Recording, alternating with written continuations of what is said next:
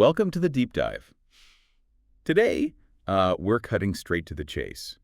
Protein. We hear about it all the time, don't we? We really do. But are you actually getting enough? It's so vital, but, well, maybe not everyone is hitting the mark. Yeah, it's fundamental. And sometimes the signs you're not getting enough are pretty subtle, persistent feelings. Exactly.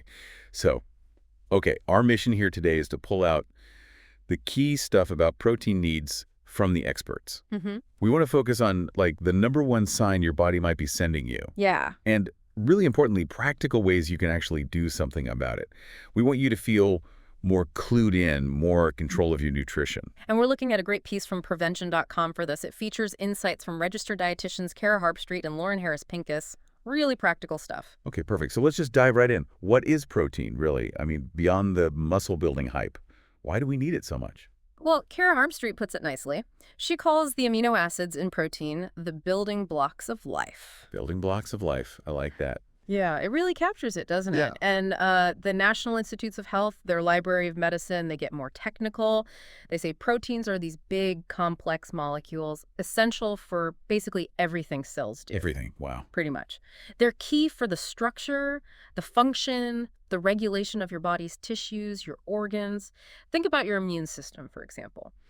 Amino acids make antibodies, so not enough protein. Your immune system might take a hit. Exactly. It can struggle to fight off infections effectively. Okay, so definitely not just about bulking up. It's like foundational health stuff, cellular level. Absolutely. Hormone production, carrying oxygen, proteins involved. And if you're consistently low on these building blocks, well, your body will let you know it has ways. Right, which brings us to the big question. What is that number one sign? According to these dietitians, what should we be looking out for? Lauren Harris Pincus points to feeling hungry pretty often and just not feeling satisfied between meals. That's the main one. Ah, okay. That makes sense. You eat, but then like an hour later, you're thinking about food again. Exactly that. Or maybe you just don't feel truly full after you've eaten. And another big one she mentions is having a hard time recovering, either after a workout or even just bouncing back from being sick. Oh, interesting. So recovery too. Yeah, because your body needs that protein to repair tissues, Yeah. rebuild things that got stressed or damaged. So if you feel like you're dragging after exercise for ages, or a simple cold just knocks you out for longer than usual, that could be it. It could definitely be a factor, Yeah. a piece of the puzzle. Harris Pincus contrasts that with how you should feel if your protein intake is good. Which is? Feeling properly full, satisfied after meals for a decent amount of time, and feeling like you bounce back reasonably well after you exert yourself or get ill. Okay, got it. So watch out for that constant hunger and slow recovery. Now, Yeah. the tricky part, how much do we actually need? Is there like a magic number? Well, Kara Harpstreet makes it clear there isn't really a one-size-fits-all answer. Yeah. It's pretty individual. It depends on quite a few things about you personally. Like what kind of things influence it? Okay, so your age, your gender, your body weight, those matter. And then, importantly, your lifestyle, especially how active you are. Activity level. Makes sense. Yeah, someone who's really active, exercises a lot, they'll probably need more protein, for muscle repair, general function, more than someone who's mostly sedentary. Stands to reason. If you're breaking down muscle, you need more blocks to rebuild it. Exactly.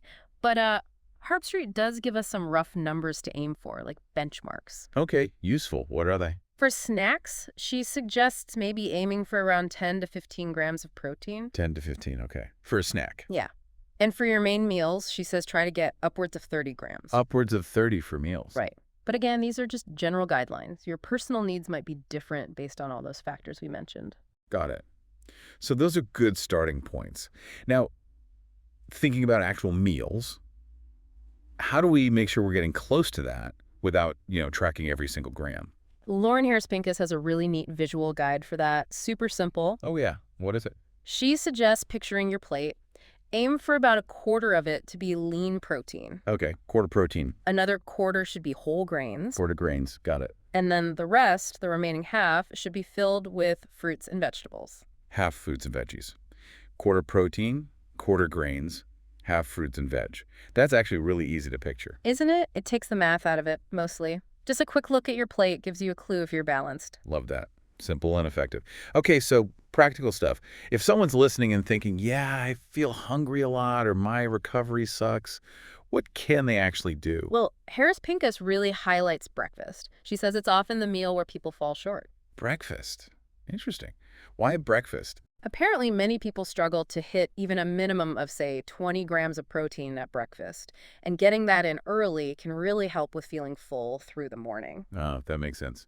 I know my breakfast is often just like coffee and maybe toast. Yeah, Probably not hitting 20 grams there. right. It's a common thing. We focus on lunch and dinner protein, but breakfast is a big opportunity, so she gives some really good, easy ideas. Okay, let's hear them. Need some breakfast inspiration. All right, so one idea. Boost your oatmeal. Make it with ultra-filtered milk, which has more protein, and then stir in or top it with some Greek yogurt. Okay, oatmeal upgrade. Simple enough. Yeah. Or a cottage cheese parfait. Just layer cottage cheese with fruit and maybe some nuts like pistachios, she suggests. Cottage. Yes. Okay, getting creative. It's packed with protein. Another one is overnight oats. Again, use that ultra-filtered milk, add Greek yogurt, chia seeds, fruit, nuts. Make it ahead. Overnight oats are great for busy mornings.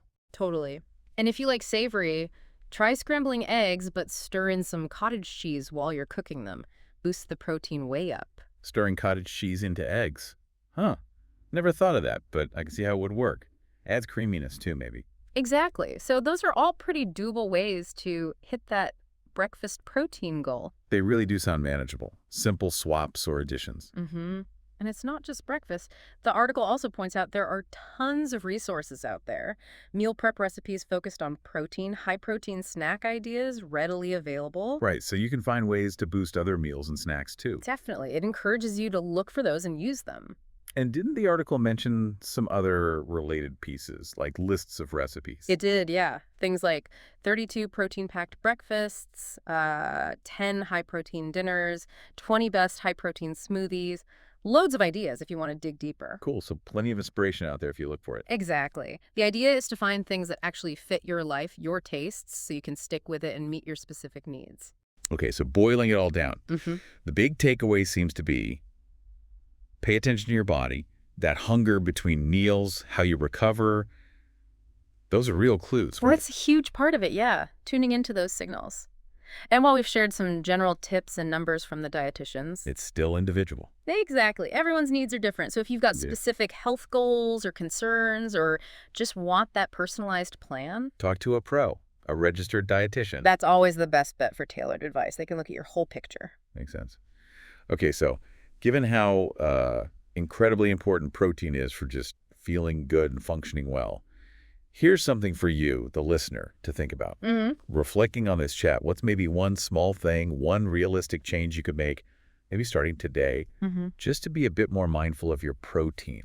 And notice how it makes you feel. Yeah, maybe it's adding that Greek yogurt like we talked about. Yeah. We're trying one of those high-protein dinner ideas. Could be anything small. Just take that first step, see what works for you.